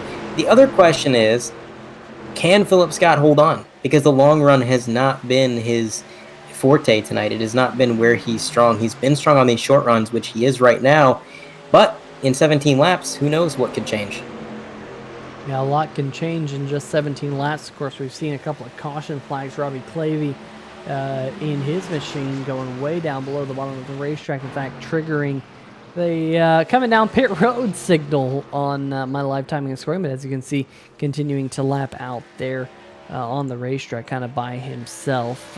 Got quite a bit of damage, but is on the lead lap. That's the good news. Meanwhile, I'm hearing that the number 29 machine might have had another issue. Adam Newton. Let's see if we can see what happened here. Not bringing out the caution flag, but Adam Newton's night was going so well. As he pulls off the racetrack, you'd have to think, Andre, this might be the engine expiring on that Toyota Tundra, but he was off the racetrack. That's the good news. Jumps the pit road, does not bring out the caution flag, so we stay green flag here with just 15 laps to go. Philip Scott just over a half-second lead. Julian Tesoro about a full second behind Tristan Maher. Then you got Dominic Tesoro. Best battle for position on the racetrack is right here. But then behind them, you got another couple of trucks battling for the top 5 spots. Currently, the last top 5 spot held by Bryce Hunter. Brian Underwood wants that spot. And then, of course, Nate Maurer back behind them is, again, Brian Underwood has been really struggling with that outside wall. Catches that wall, and, he's going to come straight down pit road here. Yeah, that might have been a game time decision, as he's actually going to take it behind the wall. I think he had enough fun for one night. literally taking it behind the wall, driving past the pit barrels there. I didn't know the sim let you do that. But yeah, just unfortunate. That outside wall tagged him a lot. I think the handling probably got away from him after that first impact. And it's a snowballing issue because once you hit the wall and the truck tightens up or the handling gets worse, then you start hitting the wall more and more and more until eventually the truck just isn't even fun to drive. So unfortunate for him, but understandable why he pretty much had enough of driving that thing. Up front, the 99 still leading the way. He's got Tristan Maher 0.5 seconds back, and the Tesoro brothers still the best battle for position. They are fighting for third place back there, about a second and a half back from our leaders. 12 to go. The race is winding down, and this could, if they finish where they finish, put the point situation in an interesting place going the next week. It should be that Nate Maurer does walk away with the points lead tonight. He does maintain it as long as he finishes where he is in P6. But, Philip Scott having a good run puts him a little bit closer. Who knows? Yeah, needs a good run here if he wants to have any shot at walking away with the series title next week at Las Vegas Motor Speedway, because Philip Scott came into tonight third place in points, 94 points behind Nate Maurer. And Nate has actually been able to get around Bryce Hunter and Doug Neal. I guess it was Brian Underwood who has left the racetrack. So Mauer's been able to make a couple of spots here late in this particular run, and that's going to bode well for his points lead going into next week. Justin White, who was second place in points, well, he was involved in an early accident. Unfortunately, the number 2 machine will succumb to a 15th place finish, and Andre, we could very well be looking at a 60-point lead or so for the driver of the 971 machine next week, as Julian Tesoro there flirting with that outside wall through turns number 1 and 2. Yeah, it looks like Dominic might have run him a little bit high, left him just enough room, but man, oh man, that was unexpected. The number 30 truck falling back a little ways from Dominic, and now Dominic's got to try and run down Tristan Maher, Philip Scott. He's got 8 laps to do it, and he's got a huge gap to overcome now. This is interesting. Take a look at the lap time differentials between Philip Scott and Tristan. Just little by little, and I'm talking very small margins, 300s here, 200s there, and then a tenth of a second on 116. It looks like Maher may be the faster truck right now. Question is, what can he do with it? He gained a lot that lap, I believe. No, well, not a lot, 300ths of a second. He's got to do something fast if he wants to get around this 99. The dirty air obviously may be holding him back a little bit, so he might want to be searching around the track, trying to get a lane or two up or down from wherever Philip's running. And vice versa, Philip Scott's got to look at that rearview mirror. He's got to try to guess where that 17 is going to go, and he's got to block that line, put him in dirty air, keep him at bay for 6 more laps as they cross the line. Timing scoring updated a little bit early. 5 more hundredths for Maher, but these hundredths of a second, they're not going to be enough to make a pass. Dives it deep into 1 and 2. Has to check up a little bit in the center of the corner, but he's hungry. You can see it. Yeah, it's going to be difficult for Tristan Maher to make that pass, because the 99 of Philip Scott's running that very high line. He's going to be able to kind of keep that momentum up. That's going to really pinch Tristan Maher. Maher here going to really have to start thinking about making a different move, another 600ths of a second that last time by, hovering now at just about a quarter of a second. This is going to be a good run all the way to the checkered flag, though, as we have seen so many times this season. Of course, if we get a caution flag now, we will go to our BeerStreetJournal.com last call. Big shout out to our race sponsor here tonight on 3 Wide TV, the DryHeat 125, presented by BeerStreetJournal.com. You can check them out not only on their website, but also on their social media pages. I follow them on Facebook and Twitter as well, and you can too, to kind of get your latest craft beer news to your news feeds. Let's see what the gap is, though, between these front two this time by. Scott running just, again, about 200ths of a second slower, but Andre, 200ths of a second. It is a green number. It's a good number. don't know if it's enough here, as the lap count now down to about 2.5 laps to go. Well, at this point, he's close enough that he's in striking distance. The question is, can he make an aggressive move that actually sticks? Can he send it in a truck length or two deeper to get alongside of him and make that truck handle, not get loose, not get sideways? He actually lost a little bit of time that lap, and here we go, deep into 1 and 2. Is it going to be a slide job? Not quite clear yet. The 99 fights back on the high side. Down the back straightaway, they're going to be side by side. Look at this, Dominic Tesoro, 2 to go. He is closed in by 2 seconds. He's watching these guys battle. The 17 again drives it in deeper than Philip Scott, but will it be enough? Can he get clear? No, he cannot. He's going to have to use the dog leg. There goes Dominic Tesoro as well, following along in tow. On the final lap, white flag in the air. They're going to go into 1 and 2 side by side. Again, a wiggle out of the 17 is going to keep the 99 in contention. Peter, they're going to go into this last corner of the race side by side. It's going to be about who is braver, who drives it in deeper, who outbrakes the other. The 17 super deep on that yellow line, and it's not going to be enough to clear him side by side to the line. Who's it going to be? Philip Scott is going to win here at Phoenix for It's a Dry Heat 125 presented by the Beer Street Journal. What a race.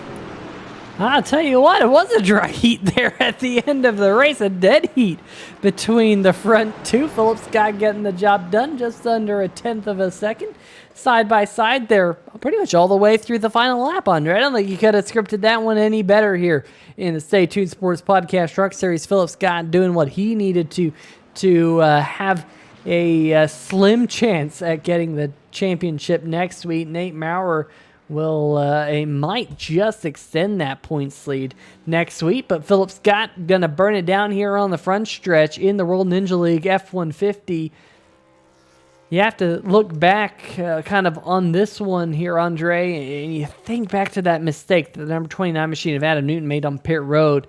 It gave Philip the race lead, that opportunity, and he never looked back, basically leading every lap from that point forward. Yeah, once he got that clean air, and as well as when the 29 had his issue, he was pretty much, I think the race was put in his hands. It was his race to lose. He had to run it flawlessly. He couldn't afford any mistakes. And Tristan Maher, Dominic Tesoro, Julian Tesoro, these were drivers that were going to make sure that he wasn't allowed to make a mistake. If he was going to win this thing, he had to be perfect, and he was. When the number 17 made that lunge, I thought, that's it. He's got it. There's no way the 99 can hold him off. But he did. He changed up his line. He started running a line that he really hadn't been running that much tonight, and did it flawlessly. He was able to adapt. He kept that 17 at bay just enough, and it was well earned. We'll put it that way.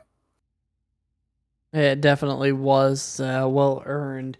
Let's see if we can get some post-race interviews, though, lined up for you here on 3 Wide TV. Andre, why don't you start off with tonight's third-place finisher driver, the number 69 machine, Dominic Tesoro. Dominic Tesoro, you got a copy? Yes, sir. I'm not going to get you mixed up with your brother this time. When you made that wreck avoidance, we brought Julian in, and I was like, hey, how'd you do with that wreck avoidance? He's like, that wasn't me. So No worries. Yeah, but you had a phenomenal run, and at the end of that race, I got to imagine your heart was just beating out of your chest because you got these two leaders side by side. You've been faster than them for the last few laps. What was going through your mind? Man, I definitely screwed up staying behind Julian for those extra few laps. I had fresh tires. He didn't. I was just trying to push him, hoping that we would, catch Tristan and both get on the podium. But I feel if I had passed him sooner, I definitely could have, at least been in contention to win it. But it was super fun, man. I started reeling him in quite a bit towards the last, 3 to 4 laps, give or take. I really thought, we had it. If we had one extra lap, I really feel like we could have put a hurting on him. Now, you mentioned if you had gotten around Julian just one lap sooner. What did it take to make an overtake here? Was it kind of a track that made you set up your passes in advance?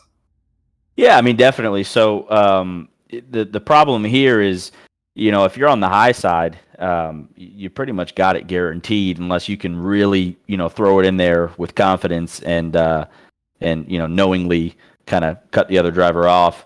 I guess it really depends. My biggest advantage with passing him was the fresh tires. He was quick just as well as Phillip. So, with new tires, it definitely made it a lot simpler. But yeah, as far as getting around here, man, you got to set it up at least a corner before at minimum.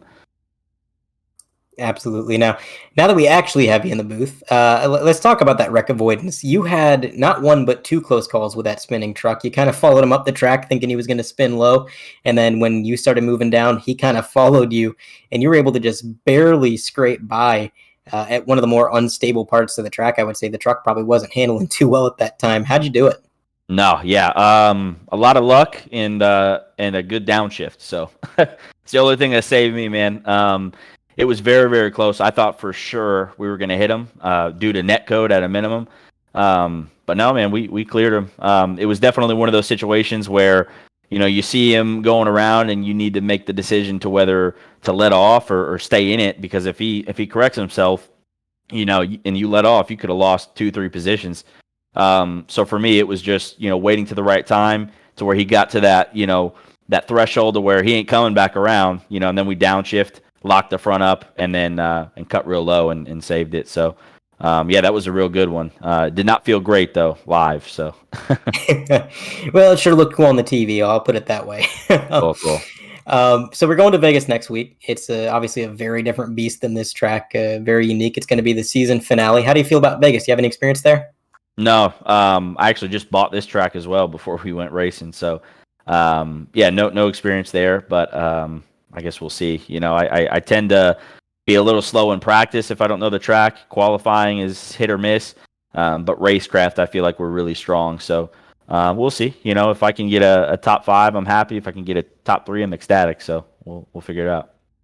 All right. Well, best of luck to you next week. Congratulations on your podium, and we'll let you go. All right, man. Thank you.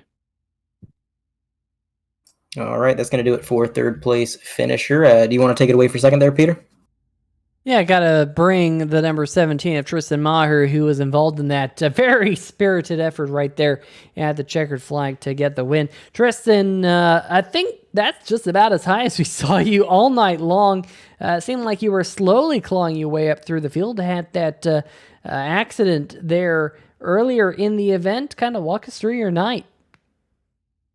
Definitely an up and down night, Peter. My truck was facing the wrong way, I think 3 times. So overall, I'm pretty happy with the second place finish.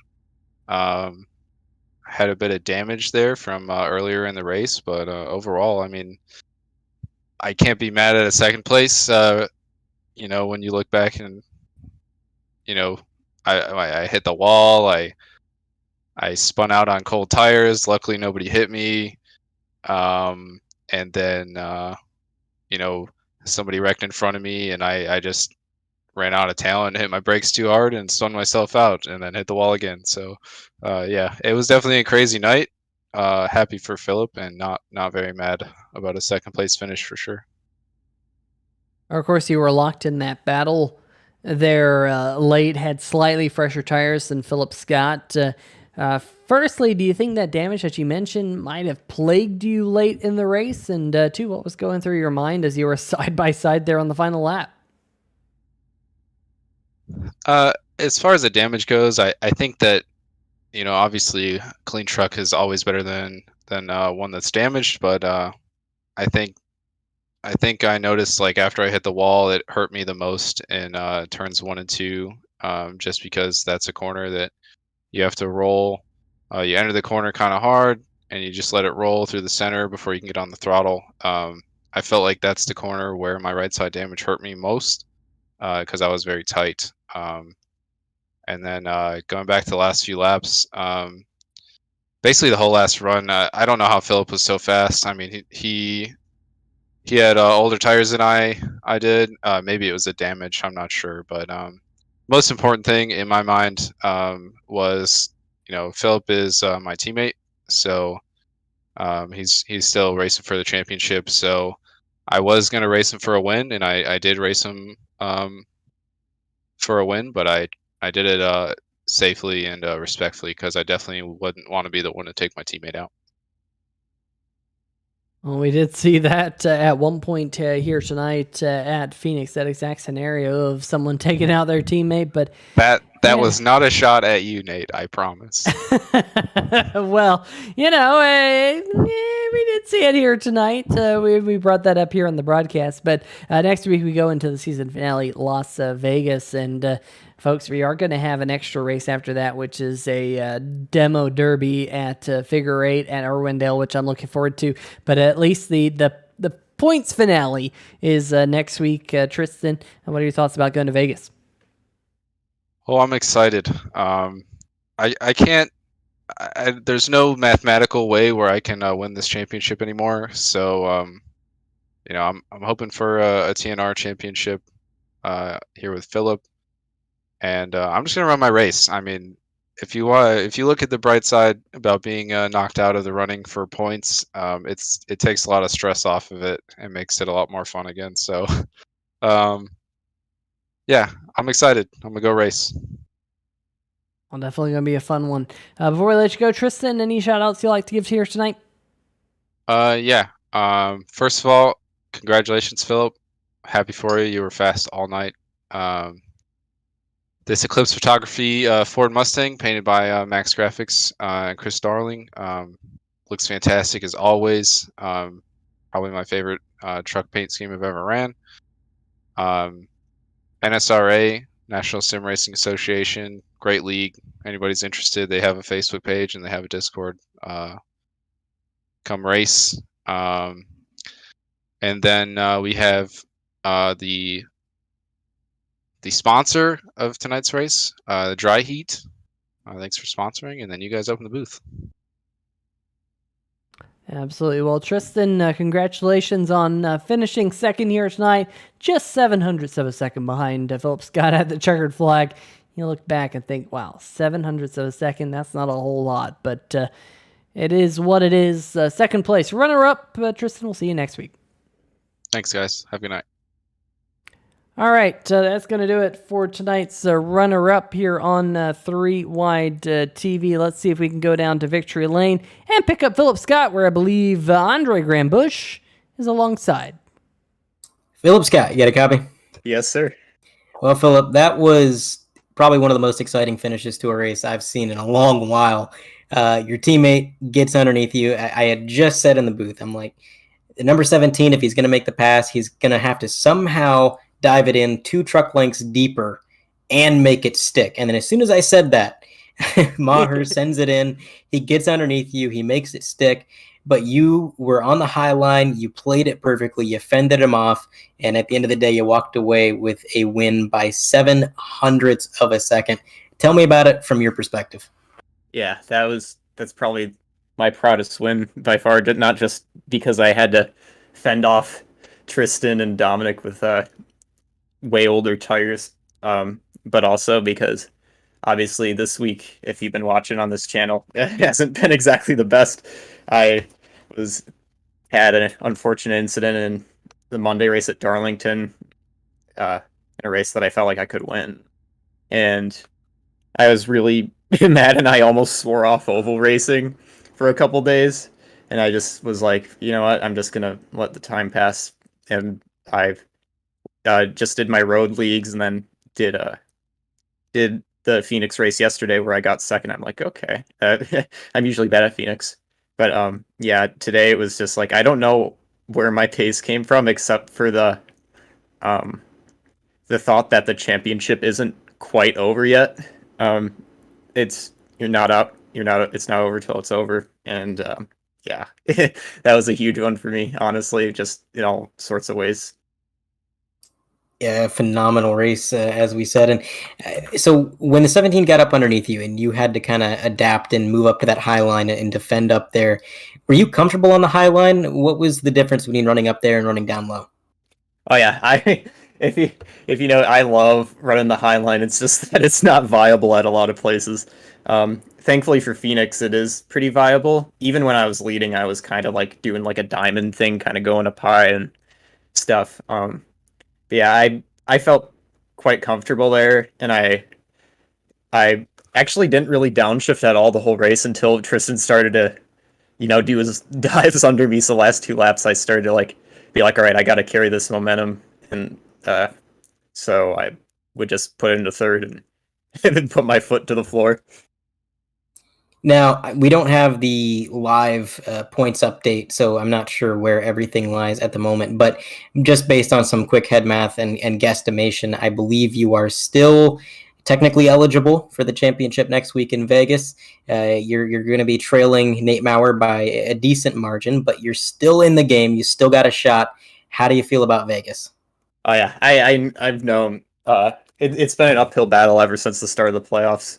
If it was like old school points, it probably would have ran away with it. But honestly, the way it's gone this season, I'm really dang proud of it because I've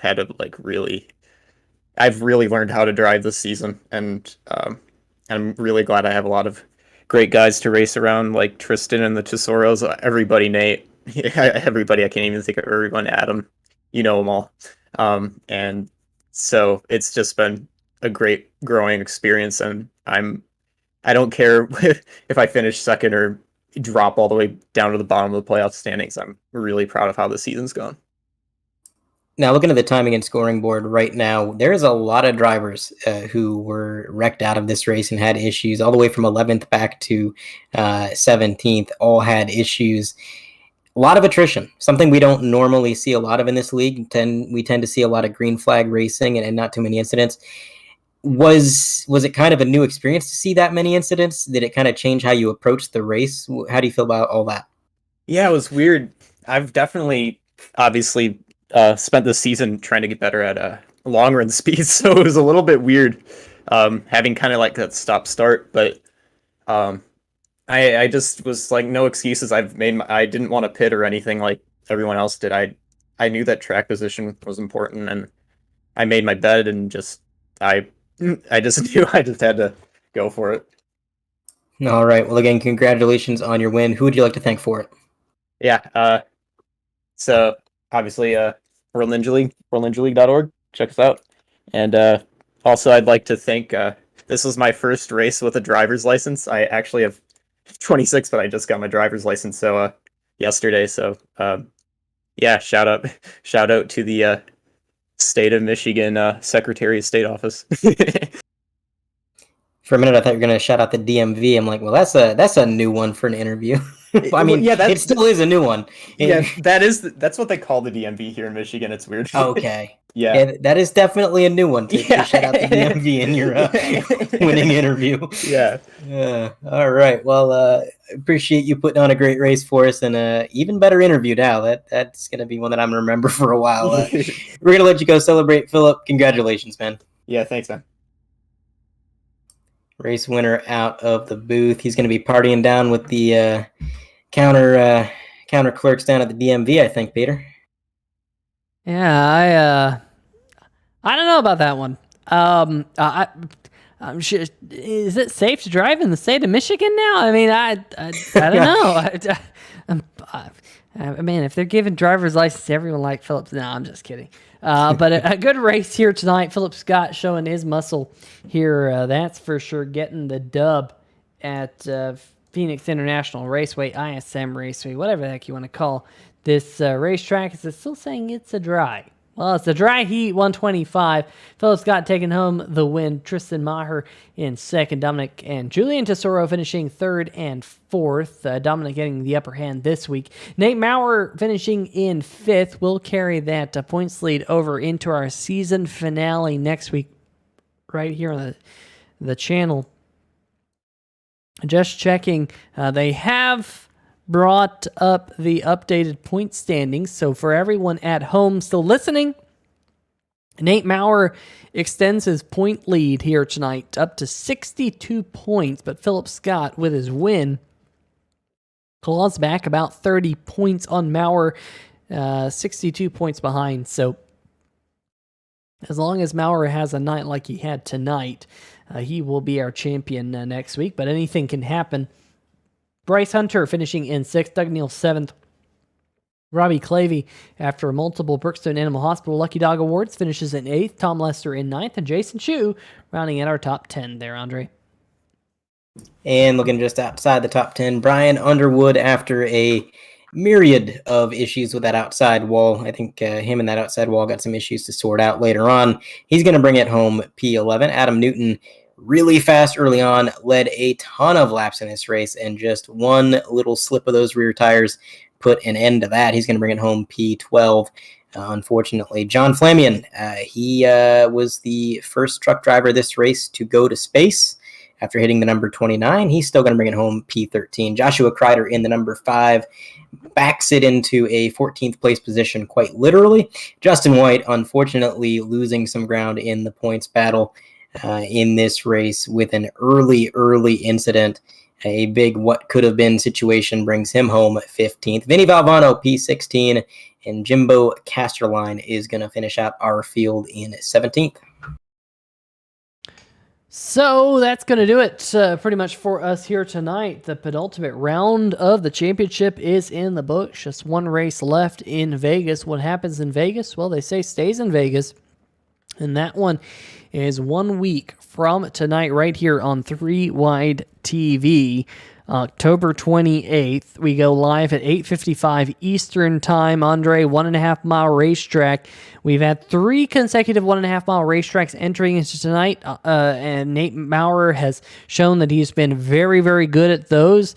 I think all he really has to do is finish inside the top 15 next week to get the crown on his head, but you and I know all it takes is one lap, one mistake, and we could be looking at a very interesting championship. So make sure to tune in for that one. Interesting indeed. Las Vegas is a pretty fun track for the trucks because it changes so much with the worn tires. They're going to go out there on fresh tires. They're pretty much going to be wide open, I would say, for the entire lap. But then once those tires go away, there's going to be a ton of off-throttle time, especially in 1 and 2. So they're going to have to really adapt, especially for some of these guys. I mean, we had Dominic Tesoro say he's never turned a lap at that place. So it's going to be a bit of a learning experience, and we're going to get to watch along and kind of learn with them. It'll be a lot of fun. It definitely will be a lot of fun right here on 3 Wide TV. Want to give a shout out to our series sponsors before we head on out, though, here tonight. Big shout out to our chat as well. We got Ryder Liangle, Lorraine Puselic in the chat as well. RC Planes. We got Stay Tuned Sports in the chat here tonight. You guys are the real MVPs. But, of course, Beer Street Journal sponsored tonight's race, BeerStreetJournal.com. Great place to check out. Also, check them out on social media. Stay Tuned Sports. There's a link to their Podbean in the description. It is sports season, and if you want to follow up with all the latest sports news and some interesting discussions, it'll be interesting to hear what their discussions are on Christian McCaffrey's trade over to the 49ers here this week. And you can only do that by going to their Podbean link, stsports.podbean.com. MaxGrafix.co, custom paint schemes here for iRacing as well as real-life NASCARs. That's right, they're got a couple of MaxGrafix schemes on real-life Xfinity cars, so go check them out, maxgrafix.co. Brookstone Animal Hospital, the greater Atlanta, Georgia area. If you're in that area, go check them out if you have a pet. Taz Racing Customs, facebook.com/Taz Racing Customs for custom diecasts. Eclipse Photography, Simbox, of course, for custom button boxes. Simbox is the place to check out, facebook.com/SimboxPC. Shoot them a message on Facebook Messenger, and you can get yourself a custom button box for a good price and customize it. Tell them what you want. How many switches? How many gauges? How many rotary dials? Well, Simbox is open to all of that and at a really good price. So big shout out to them. JNR Craftworks, our last sponsor, JNRCraftworks.com. Custom works that you can get for your house, decorations, Christmas time coming up, of course, Thanksgiving coming up as well, fall, all that good stuff. You can get those custom decorations. Maybe you want to have one of those signs that has your family name and put it up on the wall. Well, JNR Craftworks will put that all together for you. You just have to pay, of course, the cost and the shipping and handling, and you got something that looks pretty darn spiffy for your house. So check them out, JNRCraftworks.com. But for myself, Andre Graham Bush, and everyone else in the 3 Wide TV family, folks, stay safe, and we'll see you in the season finale next week. See ya!